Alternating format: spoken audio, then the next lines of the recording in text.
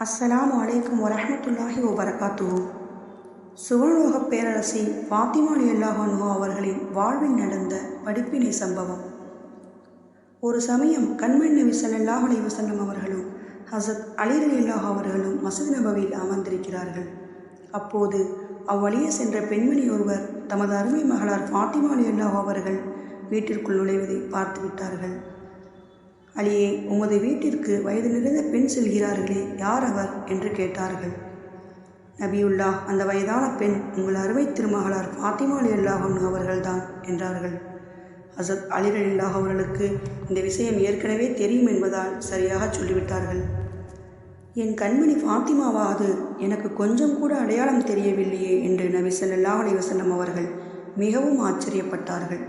உடனே மகளார் வீட்டிற்கு சென்று அது பற்றி வினவி தனது ஆச்சரியத்தை வெளிப்படுத்தினார்கள். பிறகு ஃபாத்திமா அலி அவர்கள் அல்லாஹுக்கு நன்றி செலுத்திவிட்டு தனது அருமை தந்தையை நோக்கி, எனது அன்பு தந்தையே, நான் வெளியில் செல்லும் போது மற்றவர்கள் கண்களுக்கு முதியவள் போல் காட்டு என்று நான் அல்லாஹ்விடம் துஆ செய்தேன். இதை அல்லாஹ் ஏற்றுக்கொண்டான் என்பதை தற்போது புரிந்து கொண்டேன் என்று ஃபாத்திமா ரலியல்லாஹு அன்ஹா அவர்கள் சொன்னார்கள்.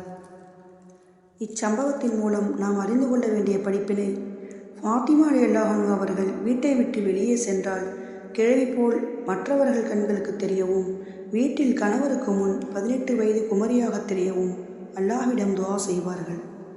இன்று நம்முடைய பெண்களின் நிலை: வெளியில் குமரி, வீட்டில் கிழவி. ஒரு ஊரில் பெண் ஒருத்தி இறந்துவிட்டால் பெண் மையத்தை பார்க்க ஒரு பெண் போகிறாள். நல்லதுதான், நன்மைகளை அள்ளித்தரும்.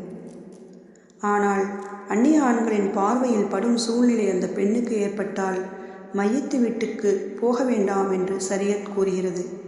ஒவ்வொரு மார்க்கத்திலும் நற்பண்புகள் உண்டு. இஸ்லாத்தின் நல்லொழுக்கம் வெட்கம் என்று நபி ஸல்லல்லாஹு அலைஹி வஸல்லம் அவர்கள் கூறினார்கள். அந்நிய ஆண்களுக்கு முன் தன்னை முழுமையாக மறைத்து கொண்டு வாழ்பவள்தான் மானமுள்ள பெண்மணி. சிறு வயதிலிருந்தே வளர்ந்த தமது அருமை மகளை அடையாளம் காண முடியாத அளவுக்கு ஃபாத்திமா ரலியல்லாஹு அன்ஹா அவர்களை பார்த்த நபி ஸல்லல்லாஹு அலைஹி வஸல்லம் அவர்கள் திணறியுள்ளார்கள் என்றால், ஃபாத்திமா ரலியல்லாஹு அவர்களின் மானமுள்ள நாணமுள்ள வாழ்க்கை எப்படி பரிசுத்தமாக இருந்திருக்கும் என்பதை சிந்தித்து பாருங்கள். வேண்டாமா உங்களுக்கும் அந்த பரிசுத்தமான வாழ்க்கை?